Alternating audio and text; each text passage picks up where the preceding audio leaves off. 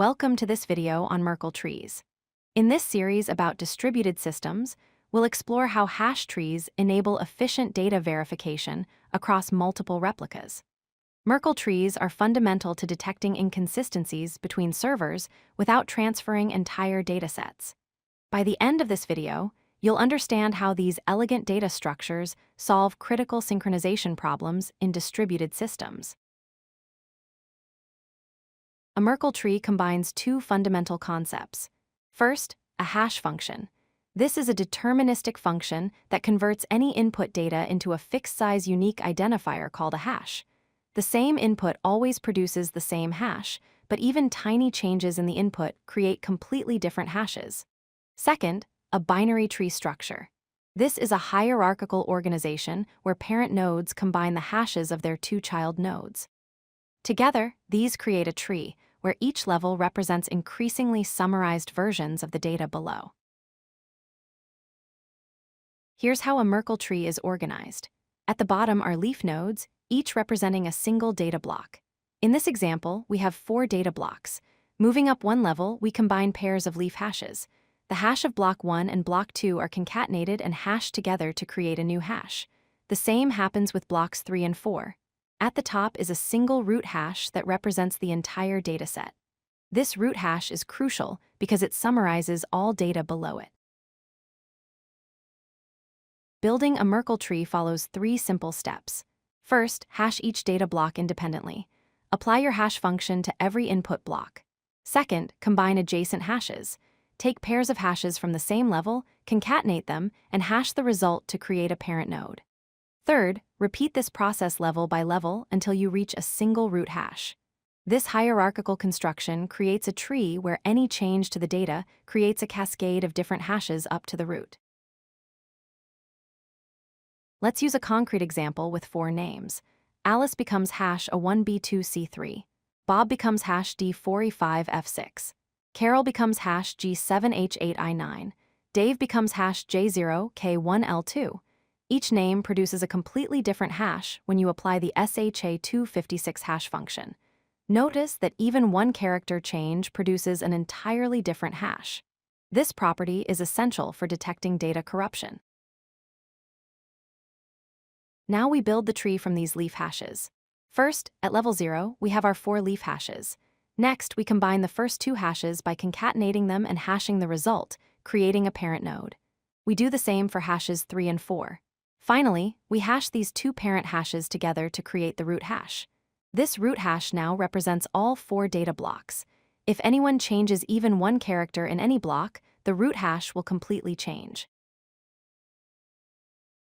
Here's how Merkle trees detect inconsistencies. First, 2 replicas exchange their root hashes.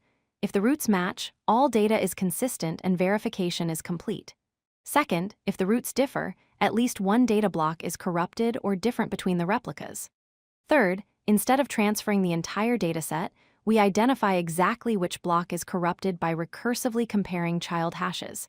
When we find the mismatched hash, we know which block is bad. Fourth, we only transfer that specific corrupted block. Without Merkle trees, we'd have to transfer the entire dataset.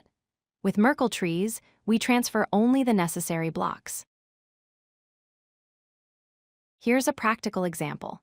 Replica A is the source with root hash ABC123. Replica B is supposed to be identical, but someone changed block 2 from Carol to Carl, one character different. This change cascades up the tree, resulting in a completely different root hash XYZ789. When the 2 replicas compare their roots, they immediately see a mismatch. They then search through the tree to find that block 2 is the problem. Finally, they transfer only block 2 from replica A to replica B. This binary search approach is extremely efficient even for massive datasets. Merkle trees appear in several critical applications. In distributed replication, databases use them to synchronize data across multiple servers without transferring everything. In blockchain systems like Bitcoin, Merkle trees verify the integrity of all transactions in a block. In peer-to-peer networks, BitTorrent uses them to detect corrupted file chunks during downloads. In distributed databases like Cassandra and HBase, they perform anti-entropy repair, ensuring all replicas remain consistent. These applications all share a common problem: verifying large amounts of data efficiently across unreliable networks. Let's examine the performance characteristics. The time complexity for verification is O of log n, where n is the number of data blocks. This means verification time grows logarithmically. With 1,000,000 blocks, you only traverse about 20 levels. The space complexity is O of n, meaning we store hash nodes in addition to the original data, roughly doubling storage needs. Compare this to naive approaches. Without Merkle trees, verifying consistency requires transferring the entire dataset, which is O of n time and O of n data transfer. With Merkle trees, when only k blocks are corrupted, we transfer only O of k log n data. For large datasets with few corruptions, this is dramatically faster. Merkle trees have limitations worth considering.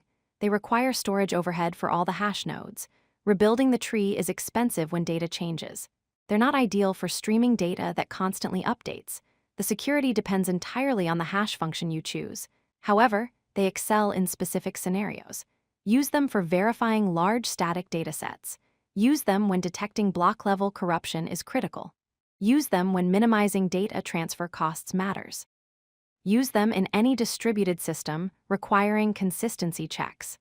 The key takeaway is this: Merkle trees reduce synchronization overhead from O of n to O of k log n, where k is the number of corrupted blocks. This makes them indispensable in distributed systems. If you like this video, hit that like button and don't forget to subscribe. Visit codelucky.com for more such useful content.